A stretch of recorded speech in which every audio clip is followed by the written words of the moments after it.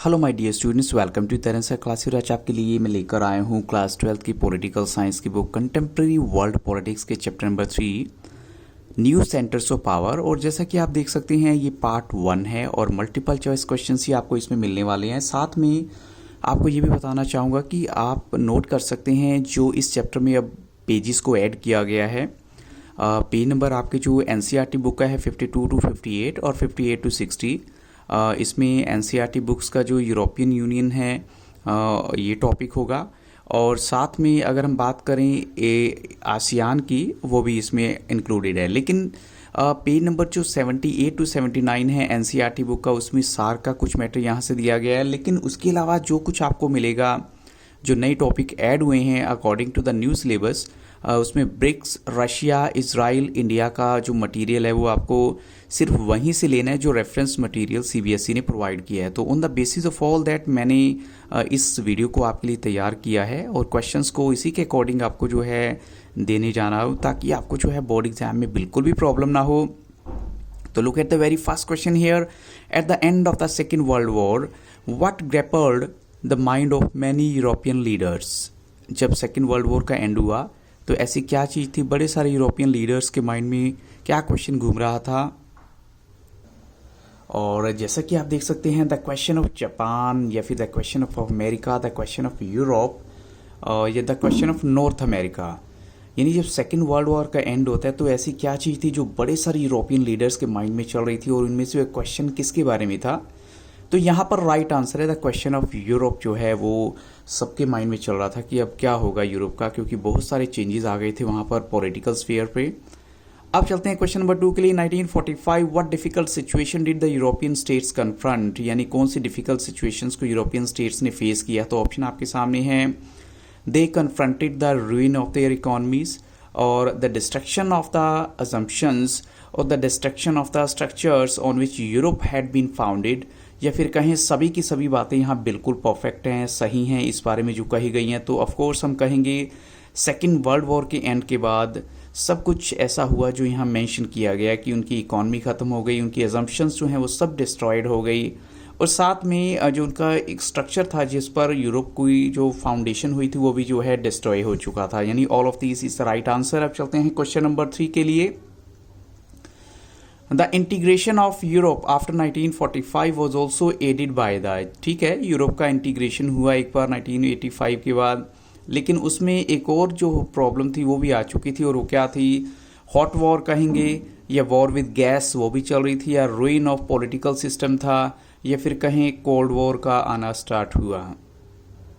तो बच्चों हम कहेंगे कि यहाँ पर जो प्रॉब्लम और आने वाली थी सामने या आ चुकी थी वो थी कोल्ड वॉर, और वो आप जानते ही हैं कोल्ड वॉर थी यूएसए और यूएसएसआर के बीच में। तो ये एक और प्रॉब्लम थी जो यूरोप के अंदर आ चुकी थी आफ्टर 1945। तो option D is the right answer है। अब चलते हैं क्वेश्चन नंबर 4 के लिए।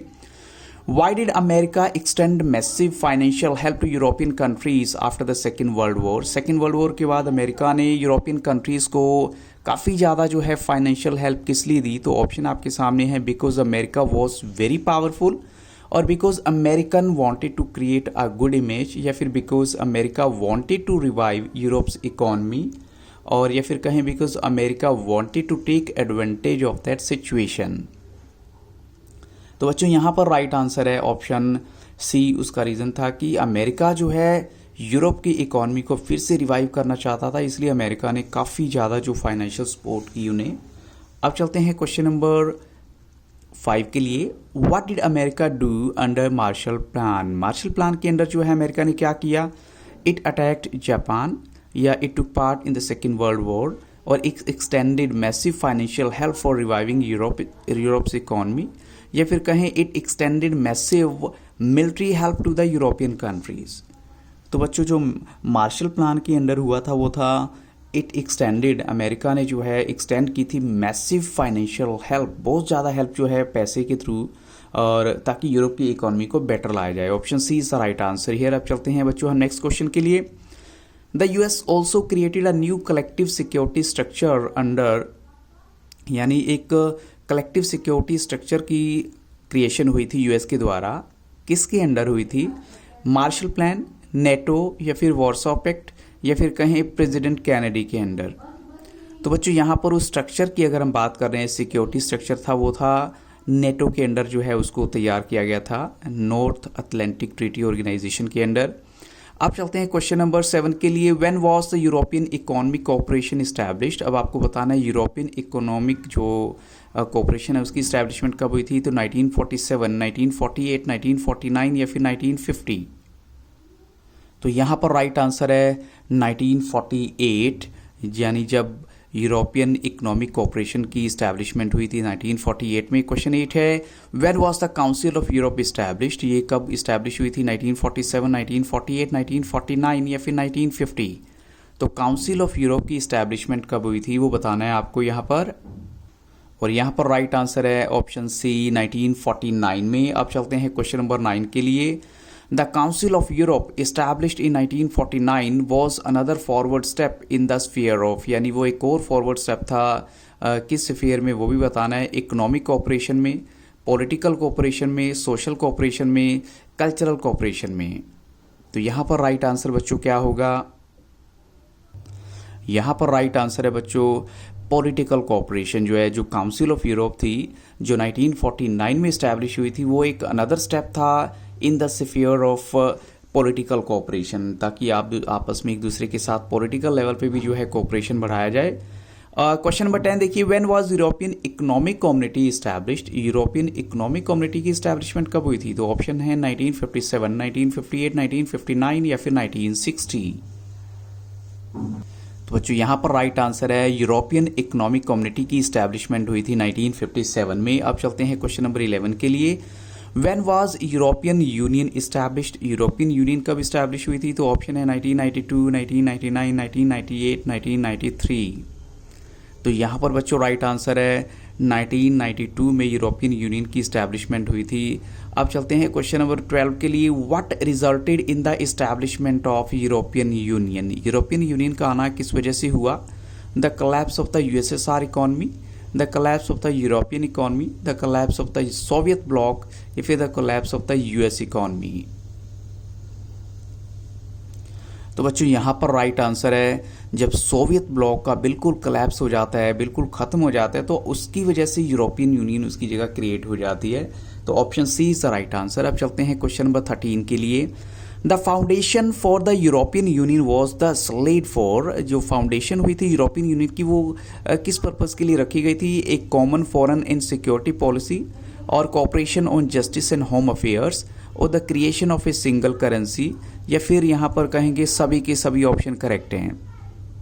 तो बच्चों हम यहाँ पर कहेंगे कि सभी के सभी ऑप्शन ही करेक्ट हैं कि एक कॉमन फॉरेन और सिक्योरिटी पॉलिसी भी थी उनकी, कोऑपरेशन था जस्टिस और होम अफेयर्स को लेकर, और साथ में सिंगल करेंसी की भी इनकी जो है वो था कि हम एक सिंगल करेंसी अपनी डेवलप करेंगे यूरोपियन यूनियन की जो कंट्रीज़ हैं। तो option D is the right answer. Question 14 देखिए। The European Union has evolved over time from an dash union to an increasingly political one. तो यहाँ पर जो है आपको राइट आंसर देना है कि जो यूरोपियन यूनियन है वो कहाँ से कहाँ तक पहुँच गई।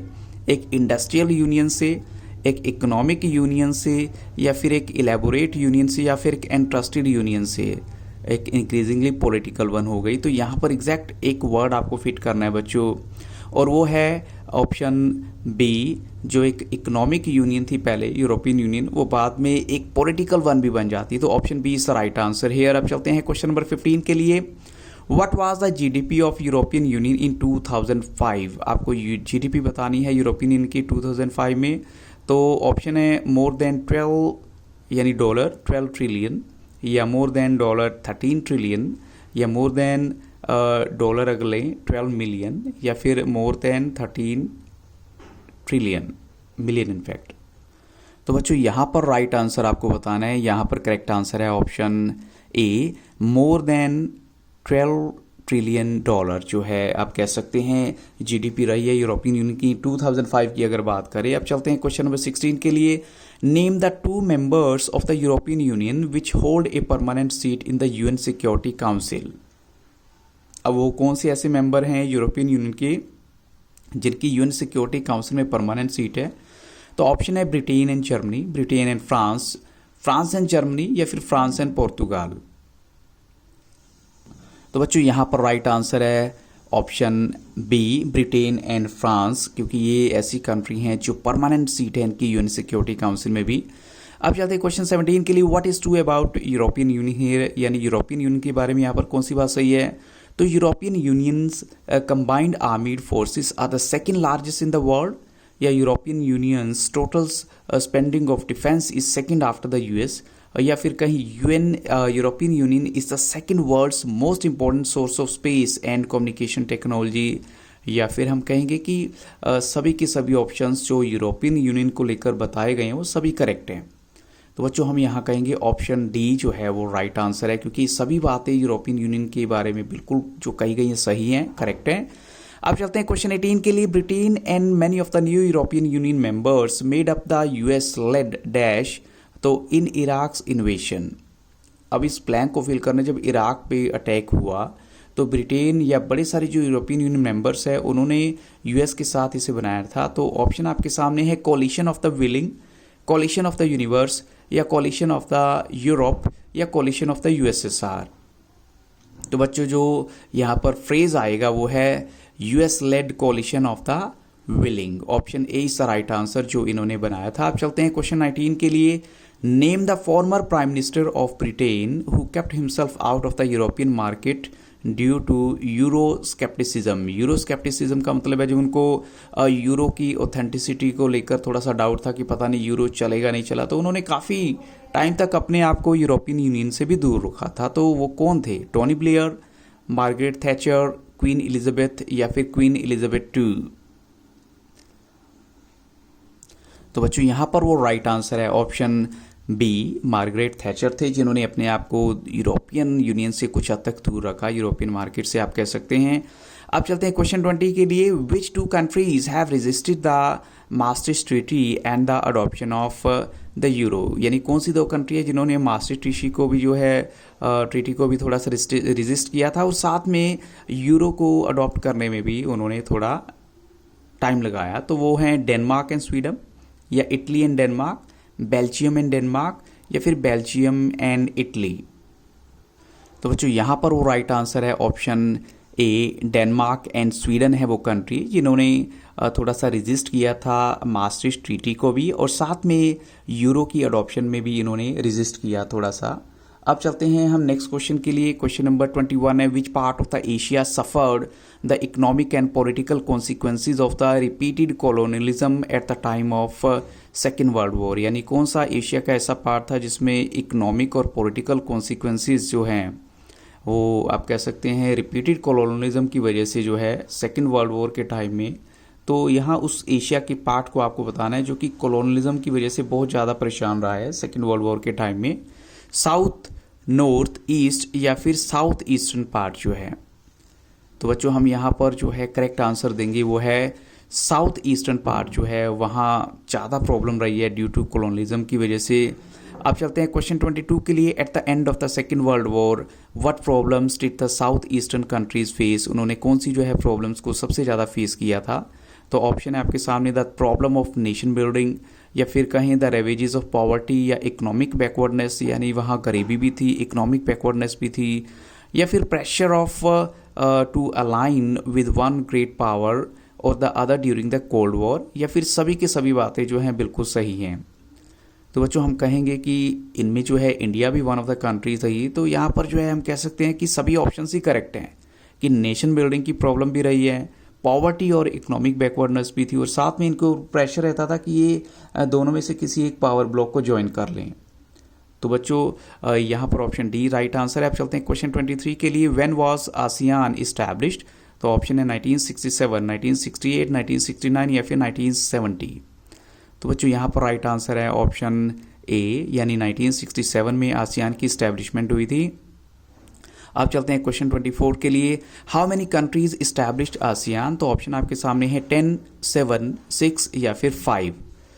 तो बच्चों इसमें कोई डाउट नहीं है, जो 5 कंट्रीज़ हैं उन्होंने मिलके आसियान की इस्टेब्लिशमेंट की थी।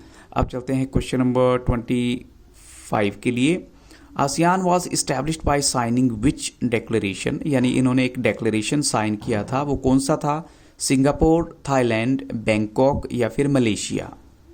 तो इन्होंने जो डेक्लेरेशन साइन किया था बच्चों वो था बैंकॉक डिक्लेरेशन, यानी इसके तहत जो है आसियान की इस्टेब्लिशमेंट हुई थी। अब चलते हैं क्वेश्चन 26 के लिए।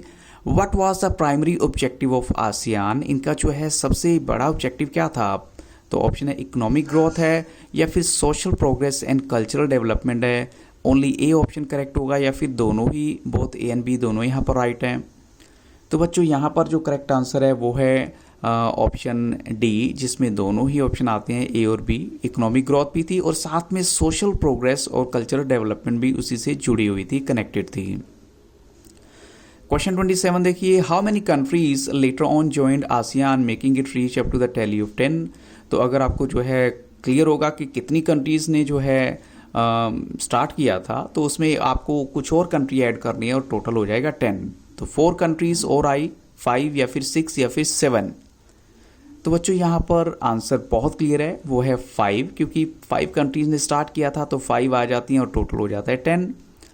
क्वेश्चन 28 है, unlike European Union there is a little desire in ASEAN for super national structures, या फिर कहीं सुपर नेशनल इंस्टीट्यूशंस, या फिर हम कहें बोथ, यानी भी दोनों ही करेक्ट हैं। तो बच्चों यहाँ पर यूरोपियन यूनियन की अगर उस पर चलें तो इनमें ऐसा कुछ नहीं है कि हमें सुप्रा नेशनल स्ट्रक्चर बनाना है या फिर सुप्रा नेशनल इंस्टीट्यूशंस बनानी है। तो यहाँ दोनों ही ऑप्शन जो है करेक्ट हैं, बोथ ए एंड बी जो है राइट हैं। अब चलते हैं क्वेश्चन नंबर 29 के लिए। What is critical for the functioning of ASEAN? ASEAN की फंक्शनिंग के लिए क्या चीज़ क्रिटिकल है? The respect for national sovereignty, the respect for international trade, the respect for international trade, या फिर हम कहें, और थर्ड ऑप्शन में the respect for national trade हम लेंगे, और the respect for national communication D option है। तो जो क्रिटिकल बात है फंक्शनिंग ऑफ द आसियान वो है बच्चों option A, the respect for national sovereignty. तो बच्चों इन्हीं क्वेश्चंस के साथ इस वीडियो को यहाँ स्टॉप करूंगा, but don't forget to wait for the next video that is about to come very soon. So thank you very much. और अगर वीडियो अच्छा लगा हो तो लाइक शेयर और सब्सक्राइब करना मत भूलिएगा। और अगर अभी तक आपने मेरी चैनल की प्लेलिस्ट को विजिट नहीं किया तो वो भी कीजिएगा, ताकि आपको क्लास 12th की इंग्लिश का मटेरियल और ज्योग्राफी साइकोलॉजी का मटेरियल भी मिल जाए, इंक्लूडिंग हिस्ट्री के कुछ क्वेश्चंस भी अवेलेबल हैं। सो thank you very much and have very nice day.